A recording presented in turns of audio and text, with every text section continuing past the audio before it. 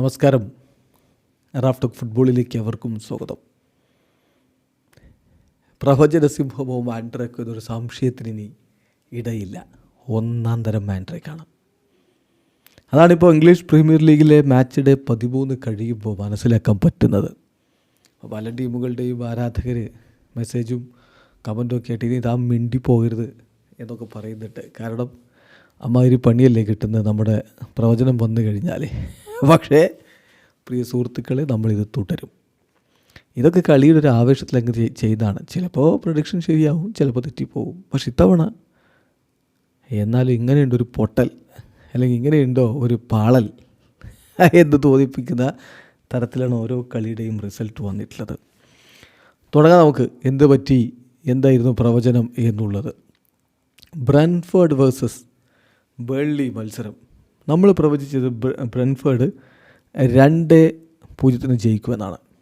അവിടെ ഒരു തെറ്റും സംഭവിച്ചില്ല. ബ്രെൻഫോർഡ് തന്നെ വിജയിച്ചു. പക്ഷേ സ്കോർ ലൈനിൽ ചെറിയ മാറ്റം, അത് കാര്യമാക്കുന്നില്ല. 3-1 നമ്മൾ പറഞ്ഞ പോലെ 2 ഗോൾ മാർജിനിൽ തന്നെ വിജയിച്ചിട്ടുണ്ട്. എന്നാൽ അടുത്ത കളിയോ സണ്ടർലൻഡ് വേഴ്സസ് ബേൺമൗത്ത് പോരാട്ടം. നമ്മുടെ പ്രഡിക്ഷൻ 1-1 സമനിലയായിരുന്നു. ആക്ച്വൽ റിസൾട്ട് 3-2 സണ്ടർലൻഡ് വിജയിച്ചു എന്നുള്ളതാണ്.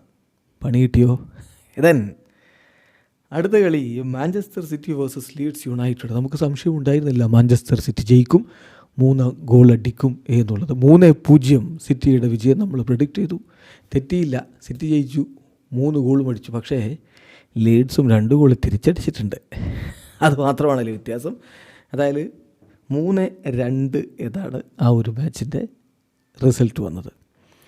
അടുത്ത കളി Everton versus new castle United പോരാട്ടം.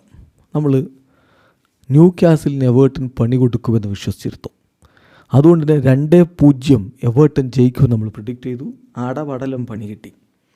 കാരണം ന്യൂ കാസിൽ എവേർട്ടനെ അടിച്ചങ്ങ് പരത്തി. 4-1 ന്യൂ കാസിൽ യുണൈറ്റഡ് വിജയിച്ചു. നമ്മുടെ പ്രവചനം Soha. Then Tottenham versus Fulham മത്സരം. ഈ ഒരു മത്സരത്തിൽ നമ്മുടെ പ്രഡിക്ഷൻ 1-1 സമനിലയായിരുന്നു. പക്ഷെ സംഭവിച്ചതോ 2-1 ഫുൾഹാം വിജയിച്ചു. വീണ്ടും പണി കിട്ടി. അടുത്ത കളി crystal palace versus Manchester United പോരാട്ടമാണ്. യുണൈറ്റഡ് ഇപ്പോൾ കഴിഞ്ഞ കളിയിൽ ഒന്ന് ബുദ്ധിമുട്ടിയതാണ്. അപ്പോൾ അതുകൊണ്ട് തന്നെ വിജയസാധ്യത കുറവാണ് എവേ മാച്ചിൽ എന്നാണ് ഫുട്ബോൾ നിരീക്ഷകരൊക്കെ പറഞ്ഞത്. നമ്മളും അത് വിശ്വസിച്ചു. നമ്മളത് ക്രിസ്റ്റൽ പാലസ് 2-1 വിജയിക്കുമെന്ന് പ്രെഡിക്റ്റ് ചെയ്തു. പക്ഷേ സ്കോർ ലൈനൊന്നും ഒരു മാറ്റവും ഇല്ല. 2-1 തന്നെ. ജയിച്ച ടീം മാറിപ്പോയി, ചെറിയ മാറ്റം. യുണൈറ്റഡ് വിജയിച്ചു. വീണ്ടും മാൻഡ്രേക്കായി പോയി. then അടുത്തത് വെസ്റ്റ് ഹാം വേഴ്സസ് ലിവർപൂൾ പോരാട്ടമായിരുന്നു. നമ്മുടെ പ്രഡിക്ഷൻ 2-1 ലിവർപൂൾ ജയിക്കുമെന്നാണ്. പറഞ്ഞ പോലെ തന്നെ ലിവർപൂൾ 2 ഗോൾ അടിച്ചു, വിജയിച്ച് കയറിയിട്ടുണ്ട്. വെസ്റ്റ് ഹാമിന് ഒന്നും തിരികെ അടിക്കാനും പറ്റിയിട്ടില്ല. സോ തകർപ്പൻ ജയം തന്നെ ലിവർപൂൾ അവിടെ നേടിയിരിക്കുകയാണ്. അതിനുശേഷം അടുത്ത കളി ആസ്റ്റൺ വില്ല വേഴ്സസ് വോൾസ് മത്സരമാണ്. ആസ്റ്റൺ വില്ല വേഴ്സസ് വോൾസ് മത്സരത്തിൽ നമ്മൾ പ്രിഡിക്റ്റ് ചെയ്ത് 3-0 ആസ്റ്റൺ വില്ല ജയിക്കുമെന്നാണ്. പക്ഷേ ജയിച്ചത് ആസ്റ്റൺ വില്ല തന്നെയാണെങ്കിലും സ്കോർ ലൈന് 3-1 1-0 എന്നതാണ്. അടുത്ത കളി നോട്ടിംഗ്ഹാം ഫോറസ്റ്റ് വേഴ്സസ് ബ്രൈറ്റൺ പോരാട്ടം. നമ്മുടെ പ്രഡിക്ഷൻ വളരെ ക്ലിയർ ആയിരുന്നു. മറ്റൊന്നുമല്ല, ഈ കളി 1-1 സമനില. പക്ഷേ ആക്ച്വൽ റിസൾട്ട് വന്നതെന്താണെന്നറിയോ? ബ്രൈറ്റൺ നോട്ടിംഗ്ഹാം ഫോറസ്റ്റിനെ മലർത്തിയടിച്ചു. നോട്ടിംഗ്ഹാമിൻ്റെ മൈതാനത്തടുത്ത് സംഭവിക്കുന്നത് ഏകപക്ഷീയമായ 2 ഗോളുകൾക്ക് ബ്രൈറ്റൺ ജയിച്ചു കയറി. അടുത്ത കളി ചെൽസി വേഴ്സസ് ആഴ്സണൽ പോരാട്ടം. ഈ സീസണിൽ ആഴ്സണലിൻ്റെ കുതിപ്പ് കണ്ട് ആരും പറയും മത്സരം ടഫായിരിക്കും. പക്ഷേ ആഴ്സണൽ ജയിക്കും 1 ഗോളിന്.